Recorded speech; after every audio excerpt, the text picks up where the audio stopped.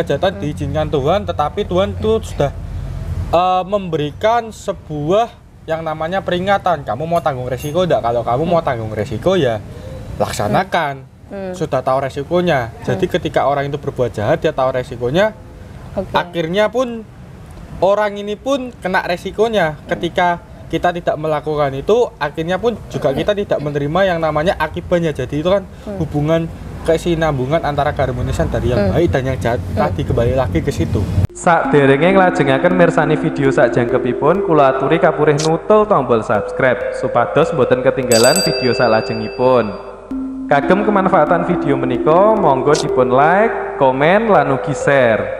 Mugi panjenengan sedaya pinaringan seger waras, bejo donya bejo akhirat, rahayu rahayu rahayu sagung dumadi. Rahayu, Rahayu. Kodarin. Rahayu. Ya. Apa kabarnya? Baik. Ya. Hari ini kita bisa bertemu ya. Nggak tahu ini skenario alam atau apa, yang jelas kita bisa bertemu di sini. Ya. Kami dari Viper Kediri. Ya, tolong diperkenalkan dulu. Kodarin ini siapa? Sehari-harinya kegiatannya apa gitu. Saya Darin, saya termasuk bangsa manusia. Masih manusia. Masih manusia. Saya berasal dari Semarang. Ya, kerjaan sehari-hari ya ngayomi alam, mendoakan orang yang sakit, juga ada kebutuhan khusus, kalau perlu didoakan ya dibantu. Juga ya kerja itu ya ekspor import lah, untuk bertahan hidup. Di dunia yang fana. Saya lihat Kodarin ini saya ngintip di Instagram ya, masih muda, terus kemudian kok jadi pemimpinnya apa itu berdoa. Itu seperti apa? Kok masih muda tapi kok ditunjuk sebagai pemimpin doa, itu awal-awalnya gimana? Jadi itu kan ada beberapa pengurus dari kelenteng itu ingin mencari regenerasi untuk dibentuknya tim doa supaya nanti kedepannya itu setiap pertengahan bulan itu Cap Gua Panjiit itu terkenal dalam Chinese, itu setiap bulan purnama itu ada doa bersama untuk keselamatan umat dari kelenteng itu, juga keselamatan untuk Nusantara juga, karena kan kita kan tinggal di Nusantara, kita mendoakan Nusantara supaya Nusantara ini penuh berkat dan selamat, dimulai dari lingkup yang kecil sampai ke lingkup yang besar. Sebenarnya pun saya pun bukan orang kelenteng, saya pun Nasrani sebenarnya, cuma kan tetap saya ke kelenteng karena itu kan leluhur saya. Saya mau jadi pendoa dimanapun, saya ikutin adat yang berlaku. Mau Jawa, Cina, gereja tetap bisa. Baik. Saya tertarik untuk berbincang-bincang dengan Kodarin itu apa? Basicnya kan Kodarin ini dari Chinese ya. Lah, saya sempat membaca-baca bahwasanya filosofi dari Cina itu sama dengan filosofinya Jawa, yaitu kalau Cina kan Yin dan Yang atau Tionghoa ya, sama ya itu ya. Sama. Nah, kalau Jawa itu kan Lingga dan Yoni. Lah itu pada dasarnya kan sama, cuman hanya istilahnya aja yang berbeda. Coba diceritakan kalau filosofi menurut Chinese itu Yin dan Yang itu sebenarnya apa sih? Sebenarnya itu Yin dan Yang adalah keharmonisan alam, keseimbangan. Jadi ibarat itu ketika kita dipertemukan dengan hal-hal yang tidak adil, nah kita bersikap adil untuk menengahi dari ketidakadilan seperti itulah. Ibarat itu ketika ada yang baik pasti ada yang jahat, ketika ada yang benar pasti tidak ada yang benar. Kalau semisal semua benar pun tidak ada yang namanya keseimbangan. Nanti caranya orang manusia itu untuk menjadi benar, kalau dilihat tidak benar itu seperti apa. Soalnya kan sebelum kita lahir itu kita tuh sudah tahu tugasnya kita masing-masing. Ketika kita lihat nih, kalau di televisi itu kan ada orang itu yang karakternya antagonis, pasti kan juga ada yang namanya protagonis. Tujuannya apa? Untuk menyeimbangkan suatu keseimbangan keadaan. Iya. Jadi Yin dan Yang ini bisa digunakan sebagai apa ya, landasan atau pedoman dari segala sisi kehidupan ya. Maksudnya kayak kehidupan dalam bertingkah laku, ataupun mungkin dengan mencari ekonomi bisa jadi ya, Ya, bisa untuk apa istilahnya pokoknya keseimbangan lah istilahnya gitu ya, harmonisasi gitu ya. Harmonisasi.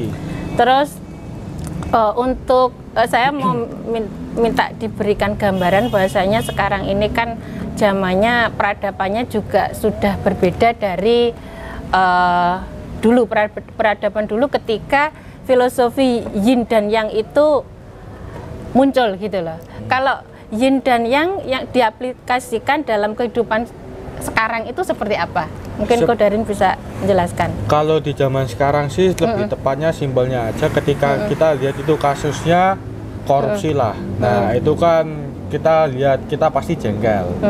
Korupsi, orang ini kok makan uang orang banyak. Nah, akhirnya kita timbul yang namanya tuh pemikiran dan batasan perilaku supaya kita tidak menirukan orang yang korupsi ini. Akhirnya itu kita tuh telah menyeimbangkan yang korupsi menjadi tidak korupsi, seperti itulah.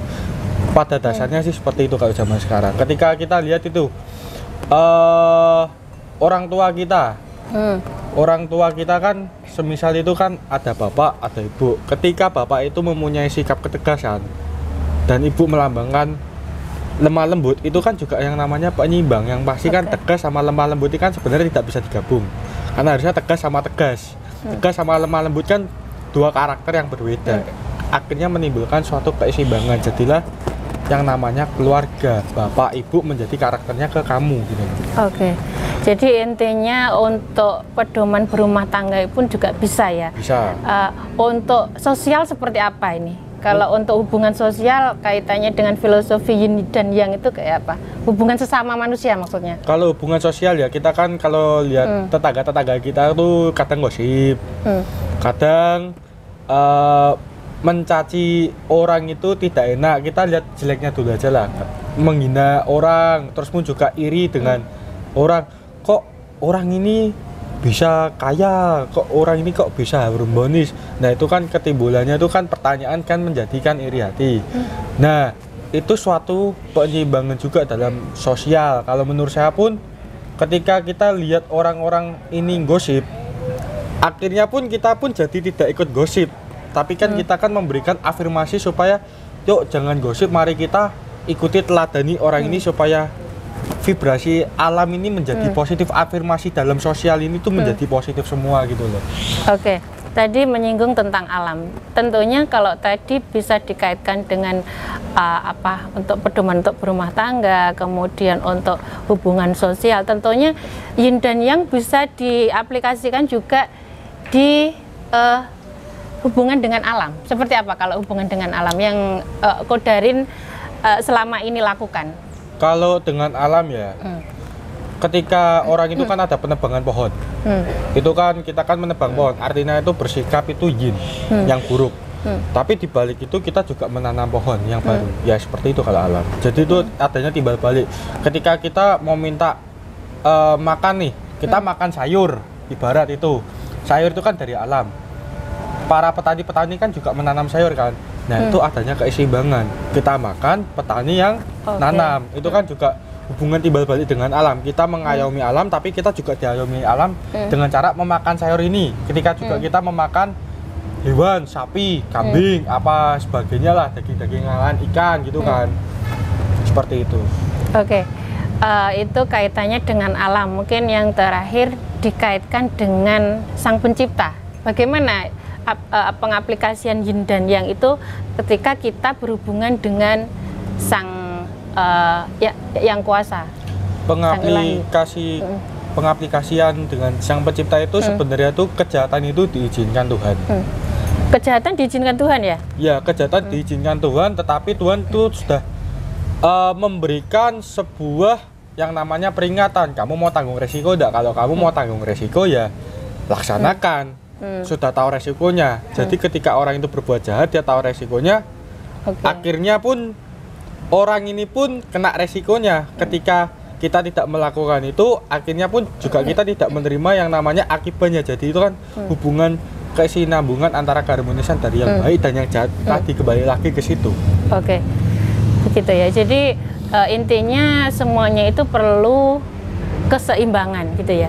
Terus untuk menghadapi bahwasanya di dunia ini kan ada berbagai macam perbedaan, entah itu perbedaan suku, entah itu perbedaan ras, entah itu agama ataupun keyakinan ataupun golongan dan macam-macam. Bagaimana menyikapinya itu ketika kita mengaplikasikan yin dan yang itu dalam menghadapi perbedaan itu? Jadi yin dan yang itu adalah dua warna putih dan hitam itu saling berkolaborasi. Jadi kan ibarat tuh agama ada yang Kristen, Islam, Buddha, Hindu dan Konghucu dan apapun agama yang lain, kejawen dan segala macam itu pun juga itu sebuah warna kehidupan. Seperti pelangi Mejugil Hibinio. Itu kan akhirnya kan ketika kita timbul yang namanya banyak rasa, itu kan artinya timbul yang namanya keseimbangan juga. Nah, itu tujuan dari yin dan yang dalam perbedaan itu adalah untuk menciptakan warna kehidupan. Oke. Terus untuk menyikapinya bagaimana supaya tidak ada kerusakan ataupun kehancuran ataupun permusuhan, itu seperti apa pengaplikasiannya yin dan yang dalam menghadapi perbedaan itu? Ya, jangan berpikir tentang kebenaran yang bersikap personal, tapi kita harus melihat kebenaran yang universal gitu. Oke. Bisa digambarkan? Jadi ketika nih, saya ambil contoh aja dari kasus-kasus yang ada di Indonesia yang masalah itu, mohon maaf, tentang penistaan agama. Yang masalah penistaan agama gitu kan.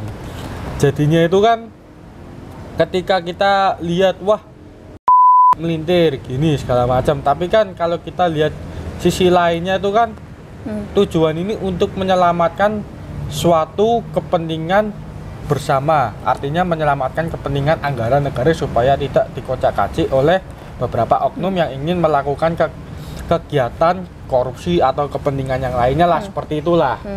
Seperti itu. Ya, apakah mungkin kita ini supaya terjadi keseimbangan terhadap perbedaan agar tidak terjadi apa itu dibilang penistaan agama atau apa, kita mempunyai rasa toleransi, apa seperti itu ya kira-kira ya? Ya, pertama itu harus mempunyai rasa toleransi tinggi. Kedua itu kumpulo, metuwo tuh keluaro dari circle. Misalkan kalau kamu circle-nya komunitasnya cuma agama A ya, kamu harus berani keluar, membaur lah, membaur, jangan dengan A itu. Akhirnya kalau timbulnya kamu kumpulnya di komunitas A itu terus pun juga nanti cuma kebenaran dari sifatnya ini, kacamatanya cuma di ini toh. Jadi kamu tidak bisa melihat kebenaran dari komunitas B, C dan D, dari agama A, B, C, D dan E gitulah. Jadi intinya kurang universal ya. Universal, kurang kumpul ibaratnya. Nah, bagaimana tahu perbedaan kalau kita tidak tahu masing-masing warna itu tadi, seperti itu ya. Untuk kaitan dengan yin dan yang, kalau misalkan dikaitkan dengan keyakinan masing-masing, apakah ini kira-kira setiap keyakinan itu ada unsurnya yin dan yang itu sendiri ya? Ya pasti banyak. Ya pasti ada, pasti ada. Pasti ada ya. Pasti ada. Kalau menurut Kodarin kan memang kita ketahui Kodarin sendiri kan juga tinggalnya di Indonesia ya. Kan ada persamaan antara filosofi Jawa dengan filosofi Chinese. Sebenarnya itu sebenarnya ada perbedaan nggak sih? Kok juga kelambangnya kan juga sama kan? Ya beda sih, yin yang kan lambangnya adalah hitam dan putih. Itu sebenarnya kan ya unsur feminin dan maskulin ya kan? Lah begitu juga lingga dan yoni ini kan juga feminin dan maskulin. Kalau menurut Kodarin sebenarnya berbeda nggak sih budaya Indonesia dengan budaya Chinese secara filosofi itu? Sebenarnya kalau secara filosofi itu sama aja, cuma kan bahasanya yang beda, yin dan yang, terus pun juga pengaplikasikannya kan juga berbeda, juga kan cara implementasinya kan kalau di daratan Cina itu kan culture-nya itu kan dengan budaya Indonesia kan kemungkinan ada yang sama juga ada yang beda. Jadi kan ya rata-rata sih menurut saya 75% sama, 25% itu terletak pada cara implementasi dan cara pengaplikasian plus bahasanya itu sendiri. Jadi mungkin budaya ya, terletak di budaya ya perbedaannya ya. Pada dasarnya intinya itu sama, basicnya sama, cuman implementasinya itu karena budayanya asalnya itu kan berbeda. Begitu juga secara spiritual itu kan kedua filosofi, maksudnya yin dan yang dan lingga dan yang itu menjadi basicnya orang berspiritual juga ya, seperti itu ya. Oke, untuk menurut Kodarin kira-kira supaya generasi muda ini, khususnya Kodarin kan juga muda, makanya saya ngajak berdiskusi itu supaya kaum muda zaman sekarang itu juga terinspirasi. Ternyata kan filosofinya antara Chinese dan Jawa itu sama. Kira-kira kalau sudah tahu seperti ini, apa perlu kita membeda-bedakan seperti suku dan ras kira-kira? Ya nggak perlu lah, membeda-bedakan ya buat apa? Kita tuh dasarnya tuh sama, menungso. Manusia, kita pun lahir itu kita tidak bisa memilih wadah yang mana gitu loh. Terus kira-kira pesan Kodarin apa biar generasi muda itu tidak seperti itu? Jangan terlena dengan kecanggihan teknologi. Mari yuk generasi muda nguri-nguri budayane leluhur kita. Semisal kalau saya kan dari Chinese, saya juga pasti menguri-nguri leluhur saya itu di daratan Cina itu seperti apa. Tapi saya juga tinggal di Jawa, saya juga pasti menguri-nguri leluhur Nusantara. Ketika nanti ada sinkronasinya antara ajaran dari leluhur saya dan leluhur di Jawa ini saling masuk, akhirnya timbul yang namanya akulturasi. Oke. Tapi intinya mari nguri-nguri budaya terlebih dahulu lah. Banyak metu, jangan HP-nan tapi kumpul dengan masyarakat sosial gitu. Contoh kecilnya seperti apa sih nguri-nguri leluhur itu? Misalnya apa mungkin kita sering ke candi atau seperti apa? Contoh sederhananya seperti apa nguri-nguri leluhur itu? Nguri-nguri leluhur itu ya kita ya datang-datang ke candi emang bener, ke makam-makam ya bener. Kalau yang beragama Muslim misalkan ke Kipengging apa kemana gitu kan, ke makam-makam Sunan Wali, belajar dari jasa-jasa beliau seperti apa. Terus pun historinya dulu dia tuh perjuangannya tuh sampai di mana. Ketika kita kan tahu kan itu kan akhirnya kan timbul yang namanya knowledge, timbul yang namanya ilmu pengetahuan, ya seperti itulah.